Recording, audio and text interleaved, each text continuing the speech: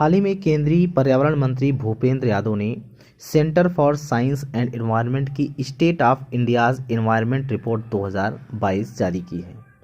इस रिपोर्ट के कुछ पॉइंट्स होंगे, इसको हम समझ लेते हैं।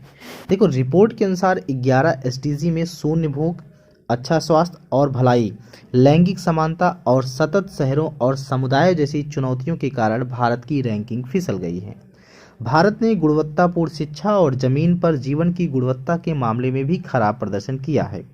भारत ने पिछले वर्ष भूख को समाप्त करने और खाद्य सुरक्षा हासिल करने, लैंगिक समानता हासिल करने और लचीला बुनियादी ढांचा बनाने, समावेशी और टिकाऊ औद्योगिकरण को बढ़ावा देने और नवाचार को बढ़ावा देने के लिए संघर्ष किया है। वर्ष 2015 में 192 संयुक्त राष्ट्र सदस्य देशों द्वारा 2030 एजेंडा के हिस्से के रूप में अपनाए गए 17 सतत विकास लक्ष्यों पर भारत पिछले साल की 117 की रैंकिंग से 3 स्थान गिरकर 120 पर पहुंच गया है।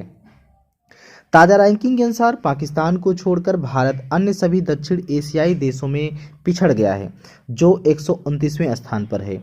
दक्षिण एशियाई देशों में भूटान 75वें स्थान पर, श्रीलंका 87, नेपाल 96, बांग्लादेश 109 स्थान पर है।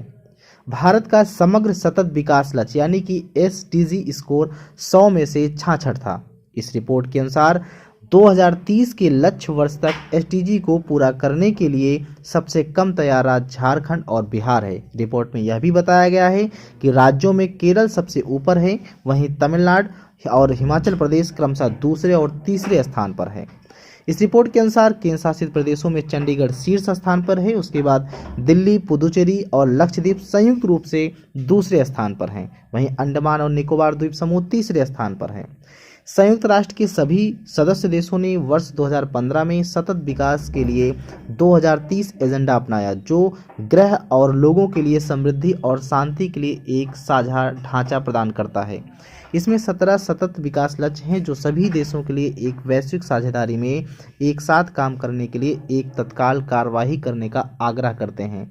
इसके कुछ प्रमुख लक्ष्य हैं, जैसे शून्य भूख, गरीबी की समाप्ति, भलाई और अच्छा स्वास्थ्य, लैंगिक समानता, गुणवत्तापूर्ण शिक्षा, स्वच्छता और स्वच्छ पानी, स्वच्छ और सस्ती ऊर्जा, सभ्य आर्थिक विकास, नवाचार, उद्योग और बुनियादी ढांचा।